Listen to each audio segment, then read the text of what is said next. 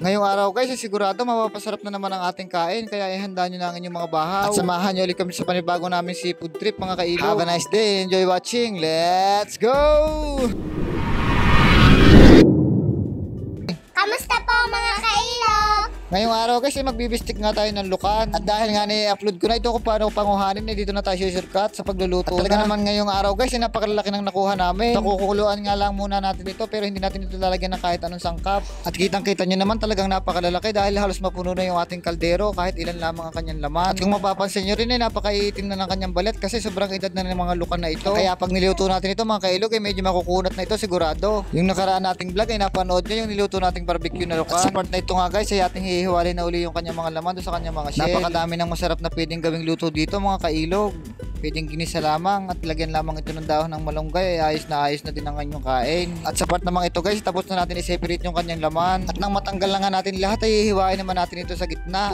At ang purpose nga nito ay para pumasok yung lasa doon sa kanyang loob. At gagamit tayo dyan ng kutsilyo at tinidor. At paalala ko lang doon sa mga batang manonood, huwag nyo itong gagayahin basta-basta. Kailangan nyo ng patnubay ng inyong magulang bago nyo At ayan, nabubulol na nga ako mga kailog. Basta paalala ko lang doon sa mga bata, huwag kayong gagamit basta ng mga kutsilyo. At pagkatapos nga natin yung gayatin isa-isa, ganito na magiging itsura niya. At talaga namang hindi pa naluluto ay nakakatakam na talaga ang itsura. At ito yung mga gagamitin nating sangkap: lara, sibuyas, bawang at saka sili. At nang may handa na nga natin lahat ng panlahok, kasi simulan na natin itong igisa. Naglagay nga lang tayo dyan ng konting mantika at nilagay na natin yung sibuyas at bawang. At imemekos-mekos lamang natin yan ng kaunti. At itutornado natin at siguradong napakasarap na yan mga pinsan. Okay.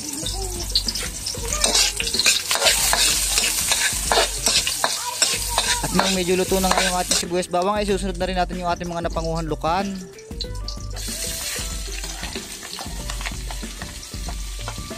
At i-megas lang uli natin ito hanggang sa maluto mga kailog. At talaga namang sobrang sarap na nga nito mga pinsan. Kaya lamang hindi natin magaya yung kay mekos na kinakamay dahil sobrang init ito mga kailog. At nang ito nga ay medyo mag golden brown na yan, nilagyan na rin natin ito ng ketchup, toyo at saka iba't ibang klaseng pampalasa. Kagaya ng paminta at yung ating sikretong pampalasa na itatago natin sa pangalang Magic Sarap. At i-mekos lang ulit natin ito hanggang sa ito'y maluto. At makalipas nga lang ilang minuto mga kailog ay luto na ito at i-plating na natin ito. At talaga namang sa itsura pa lamang ay nakakatakam na talaga. At ipagpamanhin nyo po ulit kung matatakam na naman kayo sa panibago nating food trip. Sinasadya ko talaga yan mga kailog. Tara, simulan na natin ang chibugan. At kitang-kita nyo naman, usok-usok pa. Sigurado tataob na naman yung ating kaldero mga kailog. Tara na, simulan na natin ang kain guys. Let's go! Titimusan na po natin mga kailog.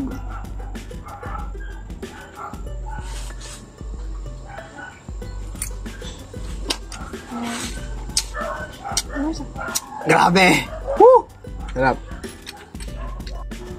Kain tayo mga kailog.